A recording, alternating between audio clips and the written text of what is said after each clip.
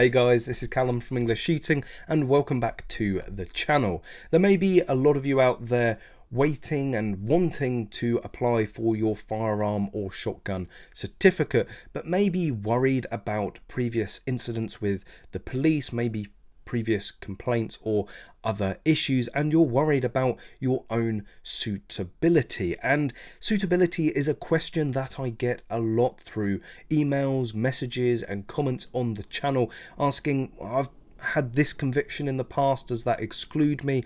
I've had issues with this in the past, am I still suitable? And it is incredibly difficult to say yes or no, because every case is different and there is always a number of different factors involved in assessing somebody's suitability. But recently I was doing a little bit of research online and I stumbled upon the advice and guidance given to the police on assessing somebody's suitability. So I thought I would break it down and show you guys what they're looking for, and certainly what the most sort of serious offences and serious issues are going to sort of flag on your application and maybe prevent you from being suitable. And I have to say, it is quite eye-opening. There is a lot on there that isn't sort of technically within the traditional way of law in terms of innocent until proven guilty. There's a lot on there that you don't need a conviction, you don't need sort of any tangible evidence that can potentially be used against you in assessing your own suitability. So let's bring up the document and have a look through it. The overarching question that the police are going to be asking when assessing your own suitability is, are you going to pose a danger to public safety or the peace if you are giving a certificate and you own firearms? And public safety and the peace is pretty straightforward. Public safety is, are you going to hurt anybody? Is anybody going to be in danger with you owning a firearm? And in terms of the peace, this can be inciting riots or even terrorism. Now, those again are still fairly sort of vague and wide-spreading headlines, but they do go into it even further. And this is covered under the factors to be taken into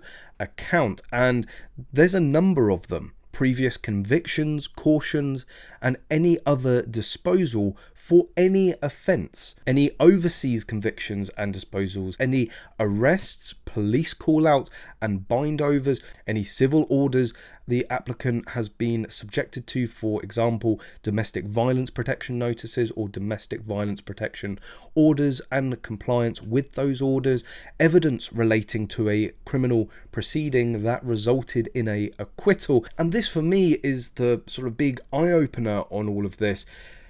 A case that has gone to court and you may have been acquitted of, the evidence that has been used in that, let's say, failed conviction can still be used in assessing your suitability to own firearms. Evidence including intelligence of any criminal behaviour where no charges, conviction or other disposal resulted, and safeguarding assessments including domestic abuse, stalking and honour-based violence assessments, or those made by multi-agency safeguarding hubs. Aside from convictions, there's also your personality and who you are hanging out with, associations with known criminals or suspected criminals, including members of gangs or organised crimes, or associations with terrorists or prescribed groups or organisations, so on and so forth. Evidence of dishonesty, evidence of threatening or abusive behaviour, evidence of antisocial behaviour, reckless behaviour, lack of self-control, restraint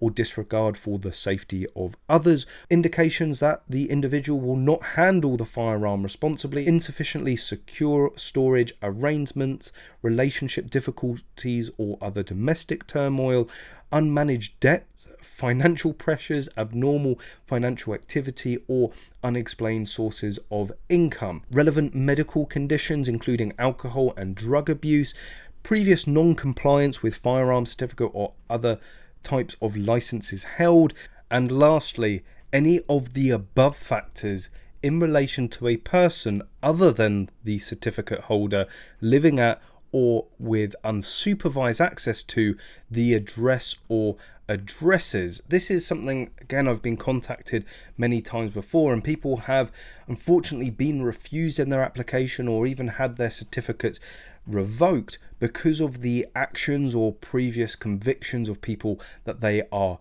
living with.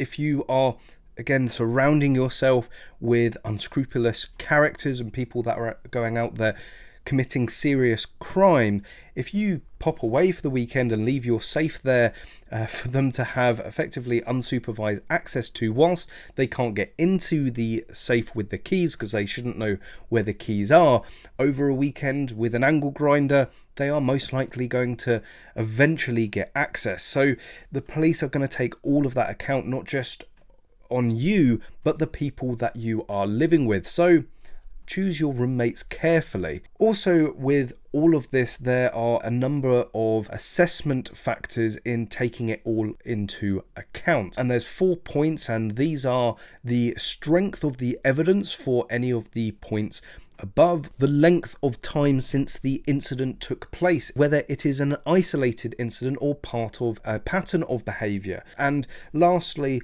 the level of seriousness. And they've actually gone as far to give a list of the most serious offences and most serious crimes that they're going to be looking into. So if you're worried about a conviction or an offence that you've been charged with, then you're going to want to pay attention to this list, because it might not even be on there. It doesn't mean they're not going to take it into account. It just means that these are the most serious elements and most serious crimes that they're going to be looking into. And it starts with any affiliation or involvement in terrorism or prescribed groups or organizations, or aggressive, abusive or antisocial behavior, or incitement to hatred against a particular group categorized by, for example, race, gender, disability, sexual orientation, age, or religion. Any affiliation with a serious organized crime group and other involvement in serious organized crime,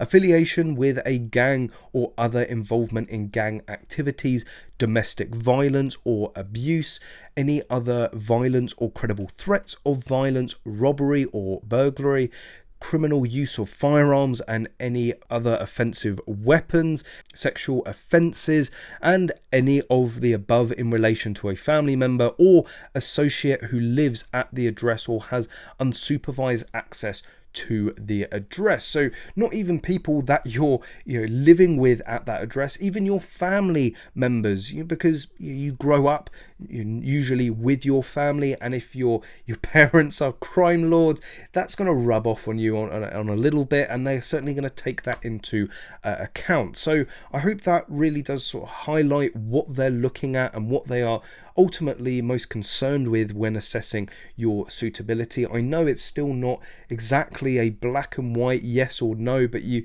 sort of have to read between the lines, and hopefully you can build up a sort of a better picture of whether you're going to have any issues, or certainly how you can potentially mitigate any questions that the police are going to have about previous issues in your past. But it's very clear to see that this is not the usual when it comes to your criminal law here in the UK. They have the means and the powers to be able to treat you guilty until proven innocent. You don't need to have gone to court and be convicted of a crime to have potential evidence or suspicion of a crime to be used against you in your application. We again really have to remember that having a firearm certificate here is a privilege, and the burden is on you to be able to maintain yourself of good character and suitability to be able to maintain that certificate. But there we go, guys. Thank you very much for watching this video. I really hope you found it interesting. If you have found it enjoyable and useful, please give it a big thumbs up, consider sharing the video, and also consider subscribing for any future videos and content. And as always, guys, I hope to see you soon.